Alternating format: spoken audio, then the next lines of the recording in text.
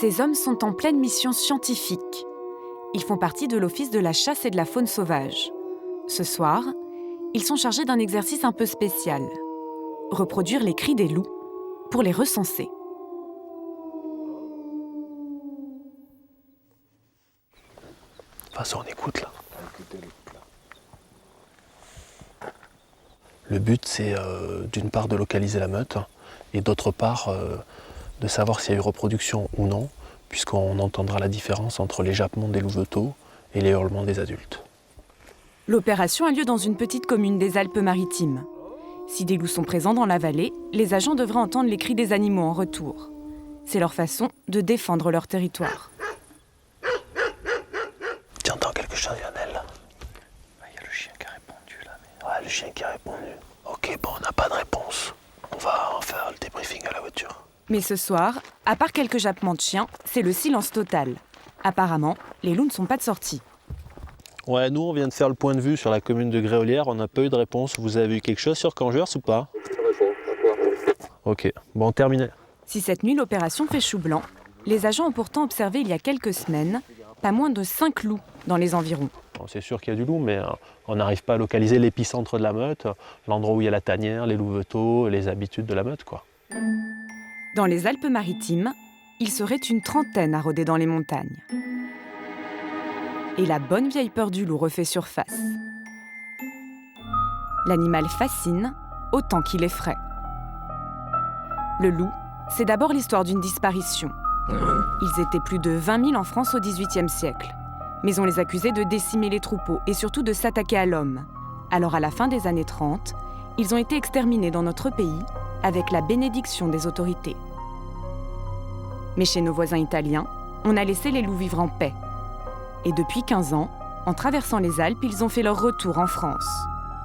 Et comme l'espèce était menacée d'extinction, le loup est aujourd'hui un animal protégé. Il serait actuellement 180 en France, principalement dans les Alpes. Leur population ne cesse d'augmenter et ça ne fait pas plaisir à tout le monde. Des loups dans la vallée du Rhône, plusieurs spécimens ont été aperçus à quelques kilomètres de Valence et de Montélimar. Les éleveurs de brebis s'inquiètent pour leurs troupeaux. Le loup est aujourd'hui au cœur d'une bataille entre ceux qui veulent le protéger et ceux qui veulent le voir disparaître. Alors la cohabitation avec ce super prédateur est-elle possible? Ou faut-il avoir peur du loup?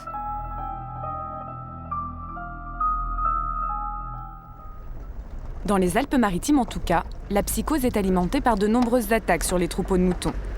Nous retrouvons les agents de la chasse et de la faune sauvage. Ils sont chargés de constater les dégâts. Et ils ne chôment pas. Rien que l'année dernière, ils sont intervenus plus de 300 fois.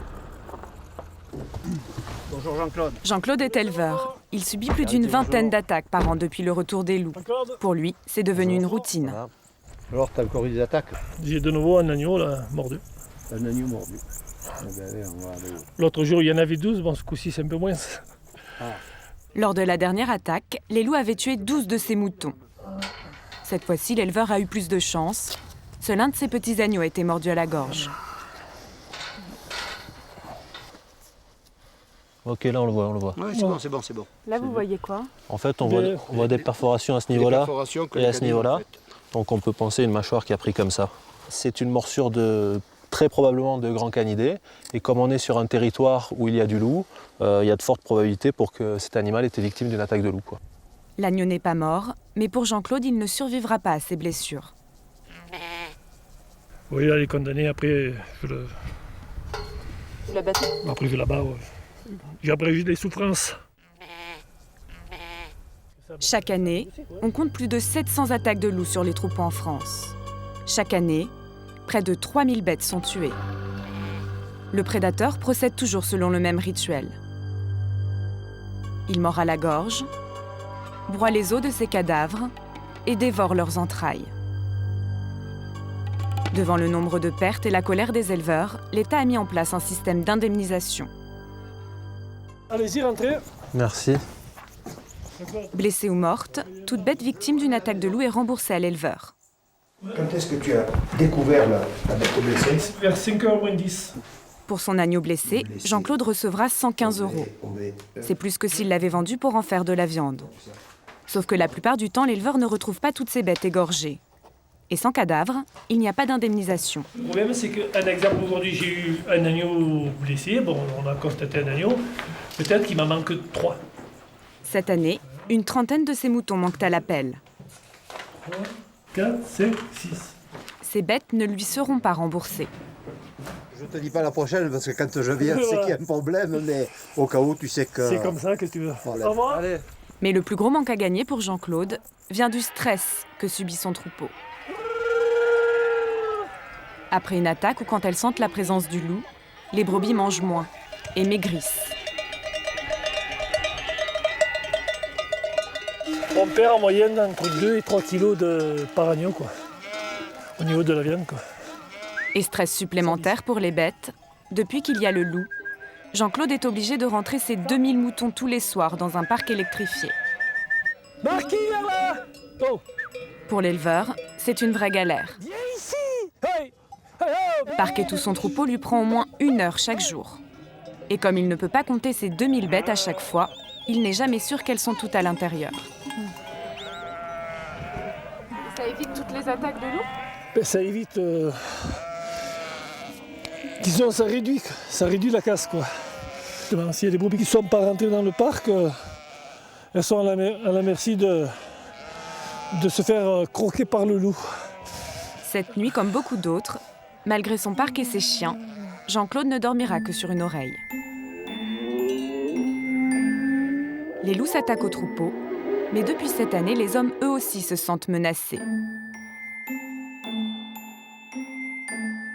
L'hiver dernier, il a beaucoup neigé en Haute-Savoie. Et faute de trouver du gibier dans les montagnes, les loups sont descendus en plein cœur des villages. Florent, 54 ans, est charpentier à Entremont, un village de la vallée des Glières. Un soir de février, depuis sa fenêtre, il a aperçu 2 loups. Je vais vous dire exactement où ils étaient. Voilà, les 2 loups ont passé ici, sur ce pont. Et c'est pas la première fois, hein. Ça fait 3 fois qu'ils passent ici. Voilà, là.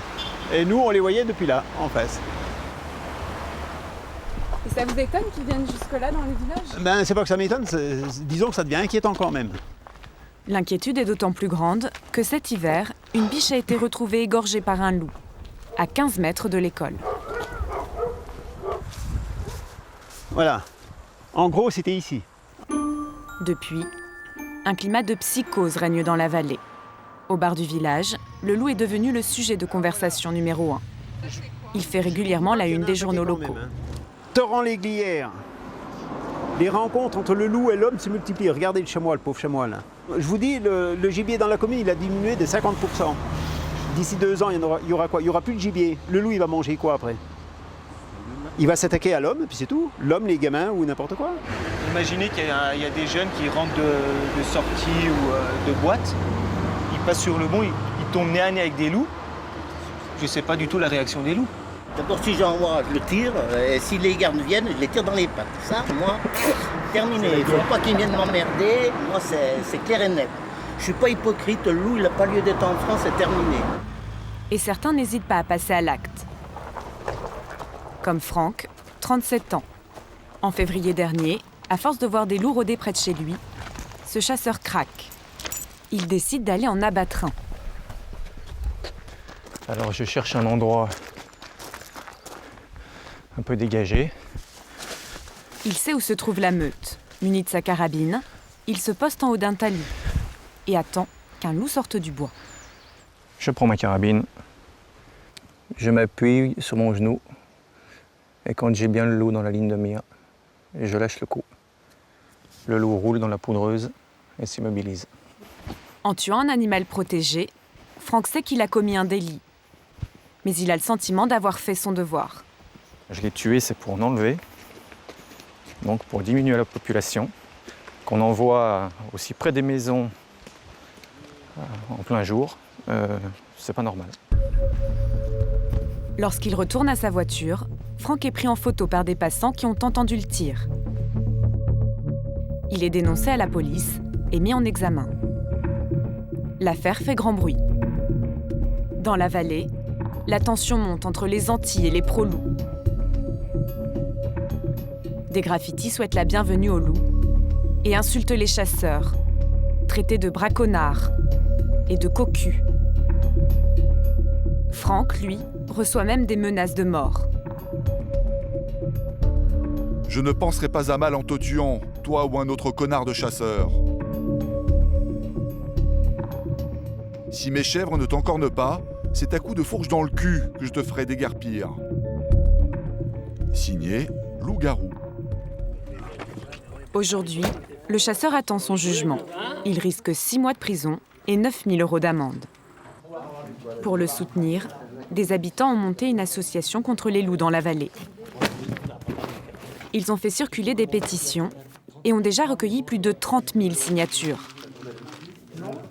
Pierre est éleveur, c'est lui qui a pris la tête du mouvement.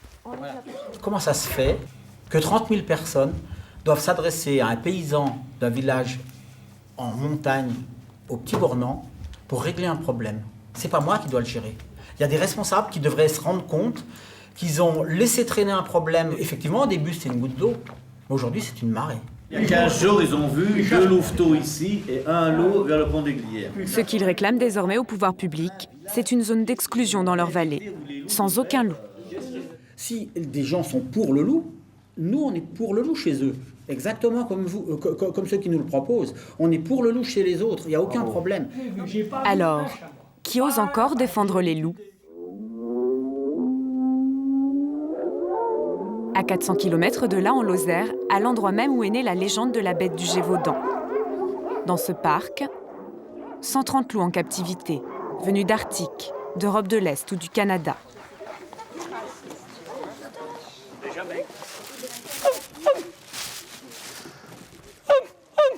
Sylvain s'occupe de ces loups depuis 15 ans.